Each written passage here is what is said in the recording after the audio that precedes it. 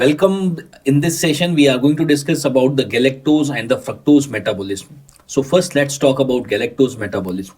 Galactose metabolism के लिए पहले हम ये समझ लेते हैं ग्लूकोज और गैलेक्टोज का रिलेशनशिप क्या है। वैसे हमने वो आइसोमरिज्म वाले चैप्टर में भी पढ़ा है, लेकिन मैं जस्ट यहाँ पे ब्रीफली आपको रिकैप करा देता हूँ कि ग्लूकोज और गैलेक्टोज का क्या रिलेशन था। ग्लूकोज और गैलेक्टोज दोनों का फॉर्मूला सेम होता है, so means they are isomers. How they were made, they have rotated the H O H. कौन से कार्बन पे रोटेट किया था? कार्बन नंबर 4 पे। और which type of isomers they are epimers. So glucose and galactose का फॉर्मूला एग्जैक्टली सेम होता है, जस्ट एचओएच का रोटेशन जो है वो चेंज हो जाता है कार्बन नंबर 4 पे, और ग्लूकोज और गैलेक्टोज आपस में एक दूसरे के एपीमर होते हैं। So now let's come to the galactose metabolism. देखिए गैलेक्टोज का मेटाबॉलिज्म कैसे होता है। जब आप मिल्क को कंज्यूम करते हैं तो मिल्क के अंदर एक शुगर मिलता है, मतलब कि कार्बोहाइड्रेट मिलता है, जिसको हम बोलते हैं lactose.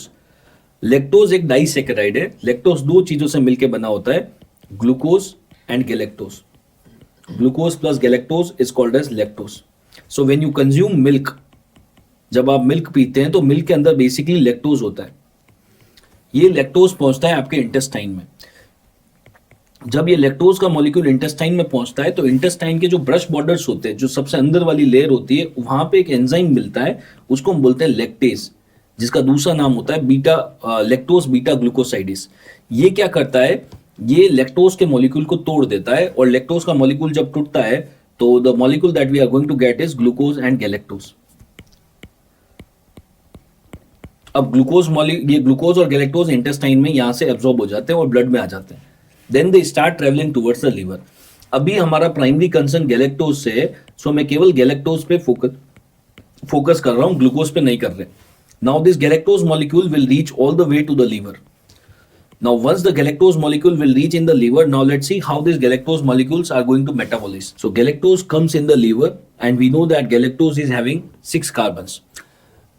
Whenever we want to metabolize any molecule, सबसे पहले उसको एनर्जी देके एक्टिवेट करना पड़ता है। तो लीवर के अंदर we are going to give the energy to the galactose molecule, will bring ATP into picture, will convert into ADP, and a phosphate molecule will be transferred on the first carbon of galactose. So, ये जो molecule बनेगा, that is going to be galactose 1-phosphate। क्योंकि आपने phosphate transfer किया है और ATP picture में आ रहा है, तो एंजाइम का नाम हो जाएगा kinase. So the name of enzyme here is गैलेक्टोकाइनेस।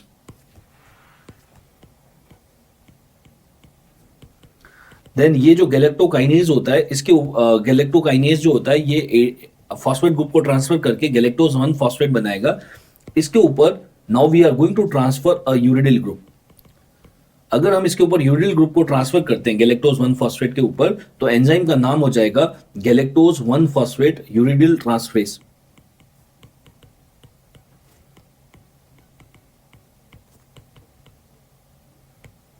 Galactose 1-phosphate uridyl transferase. Now the product that we are going to get, this is called as the UDP galactose. ये जो यूडीपी गैलेक्टोज होता है, मैंने chapter चालू होने से पहले ही बता दिया कि गैलेक्टोज और ग्लूकोज जो होता है वो एक दूसरे के एपीमर होते हैं। ये जो यूडीपी गैलेक्टोज होता है ये कन्वर्ट हो जाता है यूडीपी ग्लूकोज में with the help of enzyme epimerase. और यूडीपी ग्लूकोज मॉलिक्यूल हमने जब ग्लाइकोजन वाला सेशन देखा था, उस लेक्चर में मैंने आपको बताया था कि ग्लाइकोजन कैसे बनता है। तो यूडीपी ग्लूकोज के मॉलिक्यूल बहुत चिपचिपे होते हैं, वो आपस में चिपक के and they make the glycogen molecule. So from here the UDP glucose molecule will go towards the glycogen synthesis, and we know that how the glycogen is synthesized, how it is metabolized. So if you see that what is happening in galactose metabolism, सबसे पहले galactose को activate किया, फिर galactose को हमने convert किया UDP galactose में, then we have converted into its epimer UDP glucose, and that is the intermediate of the glycogen synthesis. तो glycogen synthesis करने चला जाएगा। This is how the glycogen metabolism occurs. ये जो गैलेक्टोज 1-phosphate यूरिडिल ट्रांसफेरेज होता है, ये enzyme बनाने की जो रेस्पॉन्सिबिलिटी होती है, this enzyme is formed by a gene that is called as GALT gene. GALT gene जो होता है वो यूरिडिल ट्रांसफेरेज बनाने में हेल्प करता है। अब हमने यहाँ पे जीन का नाम क्यों लिखा, बिकॉज इससे we have a clinical correlation, we will discuss in a while, but अभी के लिए this is how it is going to be metabolized. Means when we consume milk, means when we are taking lactose in the diet, this lactose will bifurcate into two, glucose and galactose. Galactose liver के अंदर जाएगा, metabolize होके it is going to make a intermediate of the glycogen synthesis pathway and ultimately फिर glycogen की तरफ चला जाएगा। Now, what can be the clinical correlation of that?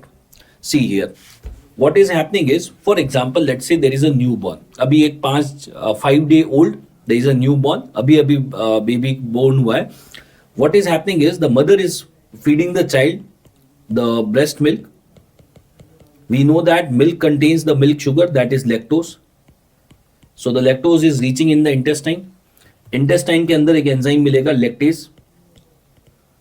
What this lactase enzyme will do is कि जैसे ही lactose यहाँ पे पहुंचेगा बच्चे के इंटेस्टाइन में, तो ये ब्रेक डाउन हो जाएगा दो के अंदर, ग्लूकोज एंड गैलेक्टोज. और ये ग्लूकोज और गैलेक्टोज जो होंगे ये यहाँ से एब्जॉर्ब होके, इंटेस्टाइन से एब्जॉर्ब होके ब्लड के अंदर आ जाएंगे. अभी हमारा प्राइमरी कंसर्न गैलेक्टोज से है, तो गैलेक्टोज यहाँ पे पहुंच गया. अब गैलेक्टोज यहाँ से होता हुआ, this galactose molecule will reach all the way to liver and the further metabolism of the galactose is going to occur in the liver.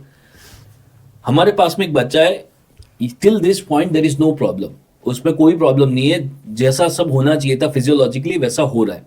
अब देखिए आगे नॉर्मली होना क्या चाहिए था, ये जो गैलेक्टोज था इसके ऊपर we will bring ATP into picture, will transfer one phosphate group and this ATP will convert into ADP, और एंजाइम का नाम था गैलेक्टोकाइनेस. ऐसा होना चाहिए था. और जो प्रोडक्ट बनता दैट वाज गैलेक्टोज 1 फॉस्फेट. फिर इस गैलेक्टोज 1 फॉस्फेट के ऊपर हम एक यूरिडिल ग्रुप को ट्रांसफर करते और जो मॉलिक्यूल बनता that was UDP galactose. This UDP galactose would have converted into UDP glucose, और यूडीपी ग्लूकोज जो है वो ग्लाइकोजन बनाने में हेल्प करता. This is what we have discussed in the normal physiological process. But मान लीजिए एक पेशेंट है, एक बच्चा है जिसके अंदर ये वाला एंजाइम, मतलब कि गैलेक्टोज 1 फॉस्फेट यूरिडिल ट्रांसफेरेज, ये एंजाइम नहीं है. There is deficiency of this enzyme. अगर इस एंजाइम की डेफिशिएंसी होती है, this particular deficiency is there, then the galactose metabolism will not occur. ये मेटाबॉलिज्म नहीं होगा. अगर ये मेटाबॉलिज्म नहीं होगा, the galactose 1 phosphate will accumulate in the liver. In fact the galactose will accumulate here in the liver and ultimately पीछे की तरफ ट्रैफिक जाम लग जाएगा, क्योंकि गैलेक्टोज मेटाबोलाइज ही नहीं हो रहा है. क्योंकि गैलेक्टोज मेटाबोलाइज नहीं हो रहा, तो धीरे धीरे गैलेक्टोज के मॉलिक्यूल ब्लड के अंदर भी बढ़ने लग जाएंगे. इस पर्टिकुलर डिजीज को हम बोलते हैं क्लासिकल गैलेक्टोसेमिया. एमिया मतलब ब्लड, क्योंकि गैलेक्टोज जो है ब्लड के अंदर इकट्ठा हो रहा है, इसलिए बोल दिया गैलेक्टोसेमिया. ये बच्चा प्रेजेंट कैसे करेगा, how the child is going to have the symptoms, क्योंकि इस बच्चे में गैलेक्टोज मेटाबोलाइज नहीं होता है. गैलेक्टोज लीवर तक पहुंच तो जाता है लेकिन मेटाबोलाइज नहीं हो पाता. तो ये जो गैलेक्टोज 1 फॉस्फेट है ये बढ़ता है. अब ये जो गैलेक्टोज 1 फॉस्फेट है ये इसके साथ एक प्रॉब्लम है, बढ़ने के लिए गैलेक्टोज भी बढ़ रहा है और गैलेक्टोज 1 फॉस्फेट भी बढ़ रहा है. गैलेक्टोज 1 फॉस्फेट जो होता है ये तो होता है impermeable to the cell membrane, और गैलेक्टोज जो होता है वो परमिएबल होता है सेल मेम्ब्रेन से, तो वो गैलेक्टोज बाहर आ सकता है. अब इस बच्चे में दो चीजें आपको देखने को मिलेगी. एक तो गैलेक्टोज 1 फॉस्फेट जो बन रहा है वो बाहर नहीं जा पा रहा, तो लीवर के अंदर इकट्ठा होगा और उसकी वजह से धीरे धीरे इस बच्चे का लीवर खराब हो जाएगा. द गैलेक्टोज 1 फॉस्फेट एक्यूमुलेट होगा और धीरे धीरे लीवर खराब हो जाएगा, उस वजह से इस बच्चे को जॉन्डिस हो जाएगा. क्योंकि गैलेक्टोज 1 फॉस्फेट जो है हेपेटोसाइट को तो डैमेज कर ही रहा है, साथ में एक्यूमुलेट हो रहा है लीवर के अंदर. So there is going to be increase in the size also. So there is going to be hepatomegaly होगा, जॉन्डिस होगा. अब ये जो गैलेक्टोज था जो बाहर आ गया था, गैलेक्टोज 1 फॉस्फेट तो बाहर नहीं आ पा रहा था, गैलेक्टोज तो बाहर आ पा रहा था. अब ये गैलेक्टोज जो है ब्लड के अंदर भी बढ़ रहा था. ब्लड के अंदर एक एंजाइम होता है एल्डोलेज रिडक्टेज. ये क्या करता है, गैलेक्टोज के ऊपर हाइड्रोक्सिल ग्रुप को ऐड कर देता है और गैलेक्टोज जो है वो कन्वर्ट हो जाता है एक मॉलिक्यूल में जिसको हम बोलते हैं galactitol. Galactose will convert into a molecule called as galactitol. ये गैल्सीटिटोल आंख के अंदर जाके it is going to deposit in the lens of the eye and the child will not be able to see clearly. That is referred as the oil drop cataract.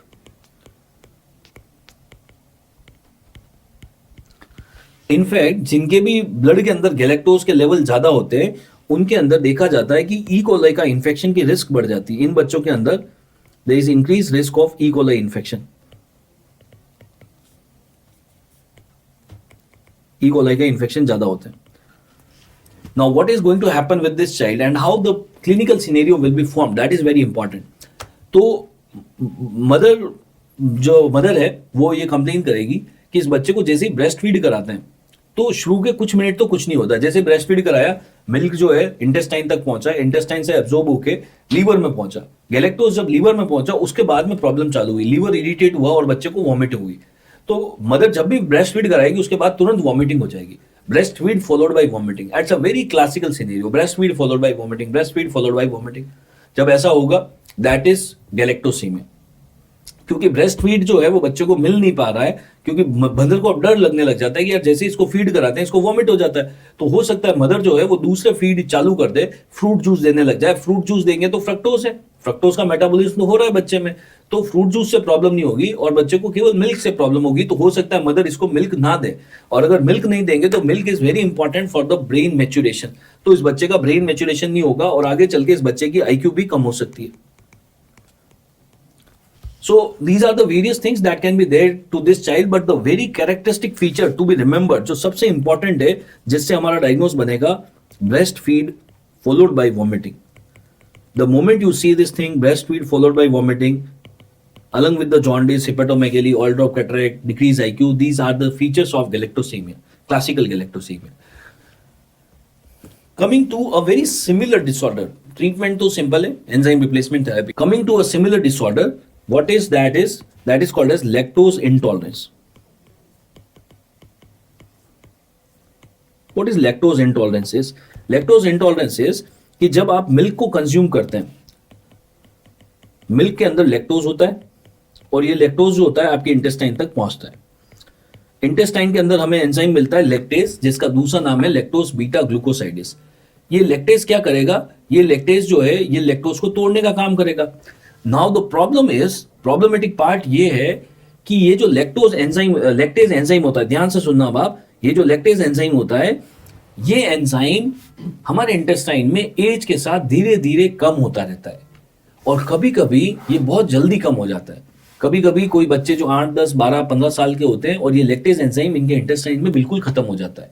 अगर lactase enzyme बिल्कुल खत्म हो गया, lactase enzyme की deficiency हो जाए, if there is deficiency of this enzyme, now you can easily understand that कि ये जो लैक्टोज का ब्रेकडाउन होना था ये नहीं होगा। If there is deficiency, the breakdown will not happen. अब लैक्टोज जो है उसके इंटेस्टाइन में ही रहेगा और उसकी वजह से उसका इंटेस्टाइन इरिटेट हो जाएगा and the patient will have abdominal cramp. Abdominal cramp आएंगे, there is going to be diarrhoea, nausea, these are the things that will be there. Normally आपके और मेरे अंदर तो क्या होता है, लैक्टोज हम लेते हैं, मिल्क पीते हैं, लैक्टेज उसको तोड़ देता है, किस किस में तोड़ देता है, ग्लूकोज और गैलेक्टोज में, और फर्दर मेटाबॉलिज्म हो जाता है। लेकिन अब इस बच्चे में ये प्रोसेस हो ही गई नहीं, इसको हम बोलते हैं लैक्टोज इंटॉलरेंस। अब लैक्टोज इंटॉलरेंस को कैसे हम आइडेंटिफाई करेंगे एमसीक्यू के अंदर? एक तो ये न्यूनेट में नहीं होगा, ये होगा 8 साल के बच्चे के बाद में, 8, 10, 15, 20 साल का जो बच्चा होगा उसमें होगा। And what they will say कि मिल्क कंज्यूम करने के बाद में पेशेंट को एब्डोमिनल क्रैम्प हो रहे हैं, उसको स्टूल हो रहा है, फ्लटुलेंस हो रहा है, that is going to be there, that is going towards lactose intolerance. Galactosemia और लैक्टोज इंटॉलरेंस में कैसे फर्क करना है? गैलेक्टोसीमिया जो है वो तो ब्रेस्ट मिल्क के देने के बाद होता है, vomiting, that is galactosaemia. What is lactose intolerance? ये थोड़े से बड़े बच्चों में होगा, 8 साल से बड़ों में होगा, and that is going to be milk लेने के बाद में एब्डोमिनल क्रैम्प्स आ रहे हैं, that is lactose intolerance. Now coming to the fructose metabolism. Fructose metabolism की तरफ जाने से पहले हम एक पॉइंट को रिकॉल कर लेते हैं। हमने एक मॉलिक्यूल पढ़ा था पहले, sucrose. The other name of sucrose is cane sugar. Sucrose जो होता है वो एक डाइसेकेराइड है, ये ग्लूकोज और फ्रक्टोज से मिलकर बना हुआ है। Glucose plus fructose is sucrose. So now we are going to discuss about the fructose metabolism. देखिए फ्रक्टोज कैसे मेटाबोलाइज होता है। When it comes to fructose metabolism, जब आप केन शुगर को कंज्यूम करते हैं, केन शुगर को कंज्यूम किया मतलब कि आपने सुक्रोज को कंज्यूम किया, ये सुक्रोज जो होता है ये आपके इंटेस्टाइन में पहुंचता है और इंटेस्टाइन में एक एंजाइम मिलता है सुक्रेज। ये सुक्रेज इस सुक्रोज को तोड़ता है दो में, that is glucose and fructose, और यहां पे इंटेस्टाइन में ये दोनों एब्जॉर्ब हो जाते हैं and they will go towards the liver. अभी हमारा प्राइमरी कंसर्न जो है वो फ्रक्टोज के लिए ही है, इसलिए मैं केवल फ्रक्टोज की बात कर रहा हूं। ऐसा नहीं है कि फ्रक्टोज जो होता है केवल केन शुगर के अंदर मिलता है, फ्रक्टोज आपको डायरेक्ट फ्रूट्स के अंदर भी मिलता है। तो अगर आप फ्रूट जूस लेते हैं या फ्रूट्स पीते हैं, खाते हैं, तो वहां पे उसके अंदर डायरेक्ट फ्रक्टोज अवेलेबल होता है। ये फ्रक्टोज सीधा आपके इंटेस्टाइन में यहाँ पे पहुंच जाएगा and ultimately it gets absorbed. So बात ये हो रही है कि फ्रक्टोज जो होता है या तो सुक्रोज के थ्रू मिलता है हमें या फिर डायरेक्ट फ्रक्टोज मिलता है। ये फ्रक्टोज का जो मॉलिक्यूल है यहां से एब्जॉर्ब हुआ और लीवर में पहुंच गया। Now how it is going to be metabolized. जब फ्रक्टोज यहां पे पहुंचता है किसी भी मेटाबॉलिज्म में, सबसे पहली चीज हमें ये करनी होती है कि उसको एक्टिवेट करना पड़ता है। तो एक्टिवेट करने के लिए हमने एटीपी लेके आए, उसको एडीपी में कन्वर्ट किया और यहां से एक फॉस्फेट ट्रांसफर किया फर्स्ट कार्बन पे। So now the product that we are going to get is fructose 1 phosphate. ये फ्रक्टोज 1 फॉस्फेट जो है is a 6 carbon molecule with 1 phosphate. अगर मैं आपको बोलूं कि यार इसको तोड़ दो और make it two almost equal half, क्योंकि ये 6 कार्बन का शुगर है, अगर मैं इसको 2 में डिवाइड करूंगा तो ऐसा होगा 3 कार्बन 3 कार्बन, क्योंकि एक फॉस्फेट भी है तो it will be 3 carbon with 1 phosphate and 3 carbon. 3 carbon के जो मोनोसैकेराइड्स होते हैं, जब हमने कार्बोहाइड्रेट पूरा चैप्टर चालू किया था तब मैंने आपको बताया था सबसे छोटा कार्बोहाइड्रेट जो होता है at least it will have 3 carbons and 2 examples I told you, glyceraldehyde and dihydroxy acetone. So here we are going to get dihydroxy acetone phosphate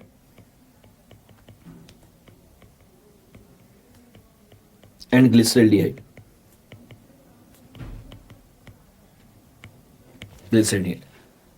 Now if we write down the name of the enzymes, अगर मैं enzyme के नाम बताऊं तो fructose, जब fructose 1 phosphate में convert हुआ, आपने एटीपी पिक्चर में आया, फॉस्फेट ट्रांसफर किया, तो एंजाइम का नाम हो गया फ्रक्टोकाइनेस। और जब फ्रक्टोज 1 फॉस्फेट को आपने ब्रेक डाउन किया 2 स्मॉलर पार्ट में, so basically a huge molecule will split into 2 small molecule. If you remember the glycolysis में भी एक ऐसा सिमिलर रिएक्शन आया था, वो आया था स्टेप नंबर 4 में। If I just scroll up the notes for you and I go to glycolysis, if I just go to glycolysis just to show you that where we have discussed about that reaction, when we were discussing about the glycolysis, look at this, this is the steps of the glycolysis and look at the step number 4. Step number 4 को देखिए आप, fructose 1,6 biphosphate जो है वो convert हो रहा है dihydroxy acetone phosphate में और ग्लिसरल्डिहाइड 3 फॉस्फेट में, और उसके लिए एंजाइम था एल्डोलेज। सो फ्रक्टोज 1,6 बाइफॉस्फेट को इक्वली डिवाइड किया था एल्डोलेज ने।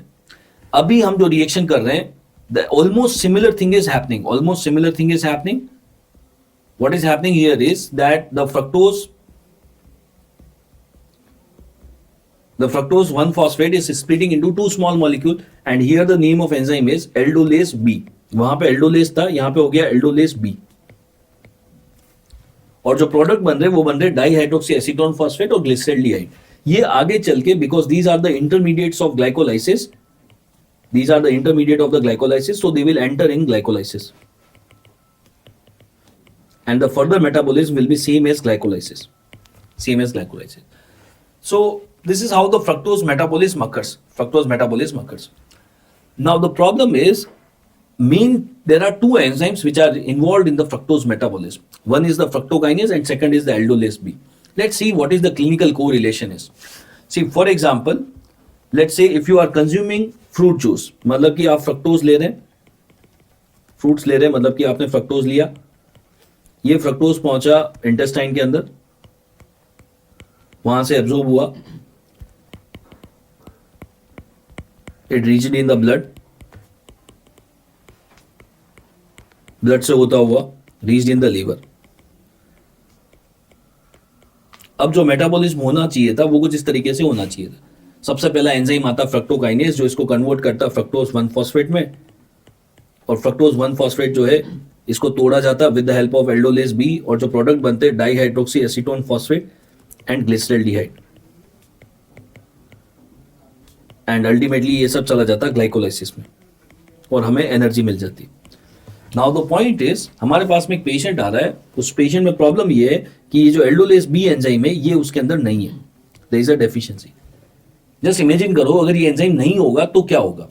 ये अगर एंजाइम नहीं है तो जब ये पेशेंट फ्रूट्स कंज्यूम करेगा तो फ्रक्टोज उसके लीवर तक तो पहुंच जाएगा, फ्रक्टोज लीवर में पहुंच के फ्रक्टोज कन्वर्ट हो जाएगा फ्रक्टोज 1 फॉस्फेट में, बट उसके आगे का मेटाबॉलिज्म नहीं हो पाएगा।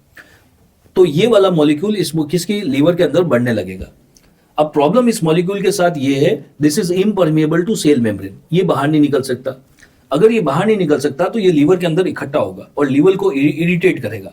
लीवर इरिटेट हो जाएगा. So how the patient is going to present is, patient MCQ में ऐसा लिखा जाएगा कि पेशेंट जैसे ही फ्रूट कंज्यूम कर रहा है उसके बाद में उसको, पेशेंट को नोजिया, वॉमिटिंग ये सब हो रहा है,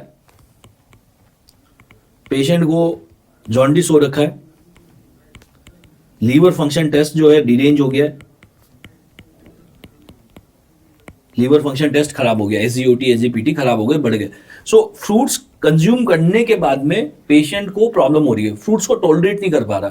क्यों नहीं कर पा रहा? क्योंकि उसके अंदर एंजाइम नहीं है फ्रक्टोज को मेटाबोलाइज करने का, एल्डोलेस भी. इस डिजीज को हम बोलते हैं hereditary fructose intolerance. Hereditary fructose intolerance, hereditary fructose intolerance. So fruits consume करने के बाद में अगर सिम्टम आ रहे हैं, that is called as hereditary fructose intolerance. एक और डिजीज हो सकती थी अगर किसी पेशेंट में फ्रक्टोकाइनेज नहीं होता है, अगर इसकी डेफिशिएंसी होती है तो इस डिजीज को हम बोलते हैं essential फ्रक्टोसूरिया.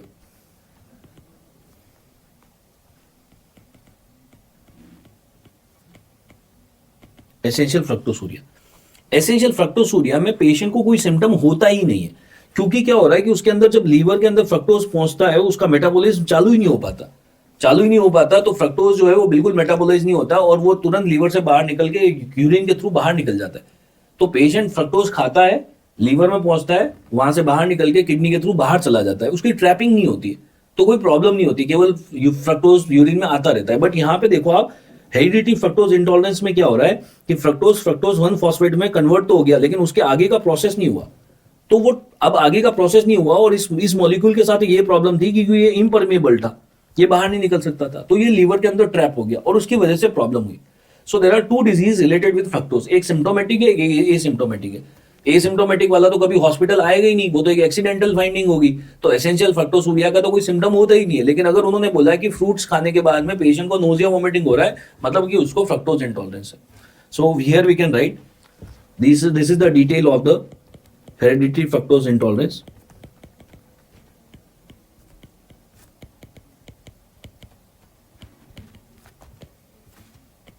We have discussed about essential fructosuria also.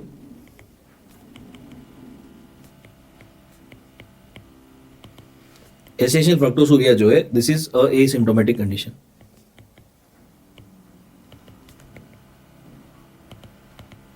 Patient will not have any symptom. So this is how we have to make a diagnosis. तो मैंने आपको 4 डिजीज पढ़ाई इस पूरे चैप्टर में. सबसे पहले गैलेक्टोसेमिया. गैलेक्टोसेमिया में क्या होता है? ब्रेस्ट फीड कराने के बाद में वॉमिटिंग हो रहा है बच्चे को, गैलेक्टोसेमिया. अगर ऐसा बोलते हैं कि 8-10 साल का बच्चा है और उसको मिल्क प्रोडक्ट्स खाने के बाद में एब्डोमिनल क्रैम्प्स आ रहे हैं, डायरिया हो जाता है, that is lactose intolerance. Lactose intolerance और गैलेक्टोसेमिया में कैसे डिफरेंशिएट करना है? 2 चीजों से. एक तो एज ग्रुप से, गैलेक्टोसेमिया तो नियोनेट में होगा, ब्रेस्ट फीड के बाद प्रॉब्लम आएगा. लैक्टोज इंटॉलरेंस जो होगा थोड़े से बड़े बच्चों में होगा, 8, 10, 12, 15 साल के बच्चों में होगा.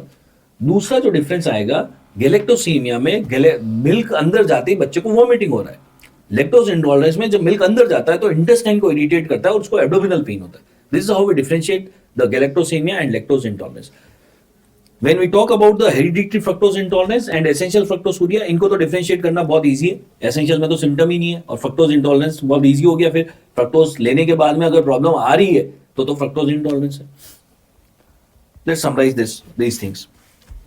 We have discussed about 4 disease: classical galactosemia, lactose intolerance, essential fructosuria and hereditary fructose intolerance. मैंने नॉन क्लासिकल गैलेक्टोसेमिया तो बताया ही नहीं, लेकिन क्योंकि मैंने बाकी के 4 बता दिए तो आप आंसर निकाल लोगे फिर भी. सो कैसे इसको याद रखना है? हम एक न्यूमोनिक यूज कर लेते हैं. देखिए कैसे. The mnemonic will be fab gut, fabulous gut. अगर वो बोलते हैं कि बच्चे को फ्रक्टोज इंटॉलरेंस हो रहा है, the enzyme deficiency is aldolase B. Fructose intolerance जो होता है वो कौन से एंजाइम की डेफिशिएंसी से होता है? तो एल्डोलेस बी. अगर पूछे कि गैलेक्टोसेमिया हुआ है, क्लासिकल गैलेक्टोसेमिया की बात कर रहा हूं, ये कौन से एंजाइम की डेफिशिएंसी से होता है? तो uridyl transferase. So I can say galactosemia जो होता है, it is due to deficiency of uridyl transferase.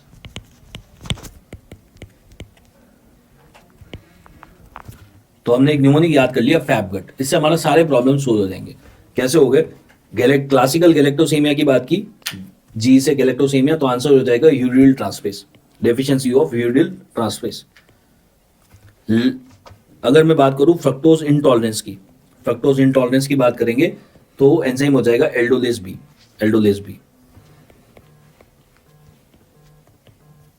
Now we are left with lactose intolerance. Lactose intolerance जो था that was due to deficiency of lactase which is also called as lactose beta glucosidase, lactose beta glucosidase. So the answer is this one. Essential fructosuria, it is a asymptomatic condition that is due to deficiency of fructokinase. अब एक ही point बचा था, non classical galactosaemia क्यों होता है? It is due to deficiency of galactokinase. Non classical is due to deficiency of galactokinase. यहां पे हमने वो सारी डिजीज के सिम्टम देख लेते हैं। अगर ऐसा बोला है कि ब्रेस्ट फीड के बाद में वॉमिटिंग हो रहा है, आप बताइए डायग्नोसिस क्या होगा? ब्रेस्ट फीड, ब्रेस्ट फीड के बाद में वॉमिटिंग हो रहा है, द डायग्नोसिस इज गैलेक्टोसेमिया। क्योंकि इसके अंदर लीवर के अंदर जो है गैलेक्टोज 1 फॉस्फेट ट्रैप हो जाता है, लीवर खराब होने लग जाता है, बिलिरुबिन का लेवल बढ़ जाता है, आईक्यू कम हो सकता है, कौन से इन्फेक्शन का रिस्क बढ़ जाता है? इकोलाई। कैटरेक्ट भी हो सकता है, ऑयल ड्रॉप कैटरेक्ट्स। और इसका जो प्रेजेंटिंग एज होगा that is going to be a neonate, a newborn.